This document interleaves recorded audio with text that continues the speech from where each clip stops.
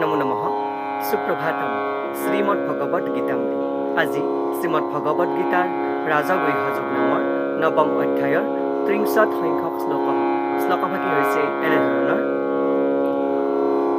অপি চেত সুদূৰাচাৰো ভজতে মামনন্যভাগ সাধুৰেবা সমন্তব্যঃ সম্যক ব্যবস্থিতো হি সহ। এই বিশিষ্ট শ্লোকভাগীৰ বক্তা হৈছে শ্ৰীমদ ভগৱত শ্ৰীকৃষ্ণ।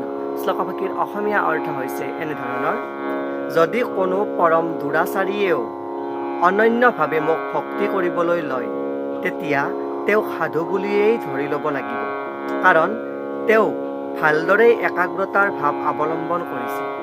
অৰ্থাৎ এই শ্লোকভাগীত ভাষ্যকাৰে উল্লেখ কৰা অনুসৰি এনেদৰে ভগৱান শ্ৰীকৃষ্ণই সখা অৰ্জুনৰ আগত এই বিশিষ্ট শ্লোকভাগী অৱতাৰণা কৰিছে।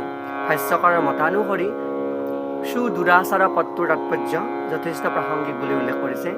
এই পদটোৰ অৰ্থ ভালকৈ বুজিব লাগে, কিয়নো জীৱ যেতিয়া বদ্ধ অৱস্থাত থাকে তেতিয়া জীৱই এই দুই ধৰণৰ কাম কৰে। এটা হৈছে নৈমিত্তিক কৰ্ম আৰু আনটো হৈছে নিত্য কৰ্ম।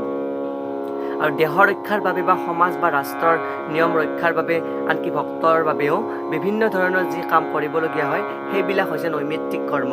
আৰু ইয়াৰ বাহিৰে যিজনে জীৱৰ নিজৰ আধ্যাত্মিক পৰিচয়ৰ বিষয়ে সম্যক জ্ঞান হৈছে আৰু যিজন কৃষ্ণ ভাৱনাৰ কামত বা ভগৱানৰ সেৱাত ভক্তিৰ কামত নিৰত, তেওঁ কৰিবলগীয়া এনে কিছুমান কাম আছে যিবিলাকক কোৱা হয় নিত্য কৰ্ম। আৰু এই কামবিলাকক পাৰিভাষিকভাৱে ভক্তিযোগ বা সেৱা ভক্তি বোলা হয় বুলি ইয়াতে উপস্থাপন কৰিছে। আৰু এই যি দুই ভাগৰ কৰ্ম, নৈমিত্তিক আৰু নিত্য কৰ্ম, সেই দুটাৰ ভাগৰ বিচাৰতে ইয়াতে সুদূৰাচাৰৰ শব্দটোৰ প্ৰয়োগ কৰিছে। আৰু যদি কোনোবাই এই কাৰ্যত সুচাৰুৰূপে পালন কৰি নিজক নৈমিত্তিকভাৱে সমান্তৰালভাৱে দুয়োটাই চলাই নিয়ে, কিন্তু কেতিয়াবা এই দুয়োবিধ কামৰ ভিতৰত অবিৰোধ ঘটা দেখা পোৱা যায়।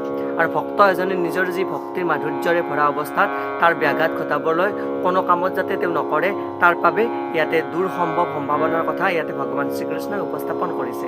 আৰু এই প্ৰসংগত নৃসিংহ পুৰাণৰ এফাকি শ্লোকৰ অৱতাৰণা কৰিছে।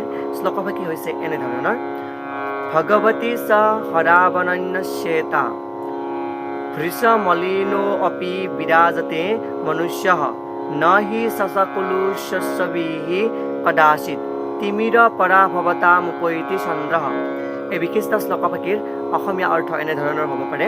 তাৎপৰ্য হ'ল এই যে ভক্তৰ সেৱাত সম্পূৰ্ণভাৱে লাগি থকা ভক্ত এজনে ভগৱানৰ সেৱা কৰিবলৈ যি ঘটনাক্ৰমে কেতিয়াবা কৰি পেলোৱা একোটা জঘন্য কামকো চন্দ্ৰত থকা শহাপহু আকাৰৰ কলংকটোৰ নিচিনা বুলি ধৰি ল'ব লাগিব।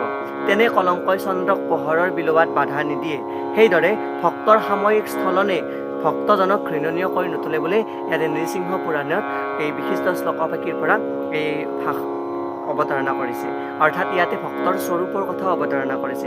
আৰু এই প্ৰসংগত যি ভক্তিযোগৰ নিৰত ভক্ত এজনে ধৰা যি অপৰাধ, ভক্তিৰ ক্ষেত্ৰত কৰা কিছুমান অপৰাধ, সেই অপৰাধক ইয়াতে অপৰাধ বুলি নধৰে বুলি উল্লেখ কৰিছে।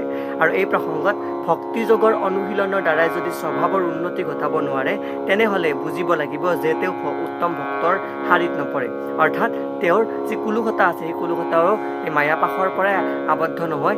এই যি কৰ্ম, সেই কৰ্ম তেওঁ তাৰমানে তাতেই সুচাৰুৰূপে পালন কৰাৰ প্ৰতি ব্যৰ্থ হয়। আৰু ভক্তিৰ প্ৰতি যেতিয়া ব্যৰ্থ হয়, তেওঁ অন্য কোনো কাৰ্যই তাৰমানে সুফল দিব নোৱাৰে বুলি ইয়াতে ভাষ্যকাৰে উল্লেখ কৰিছে।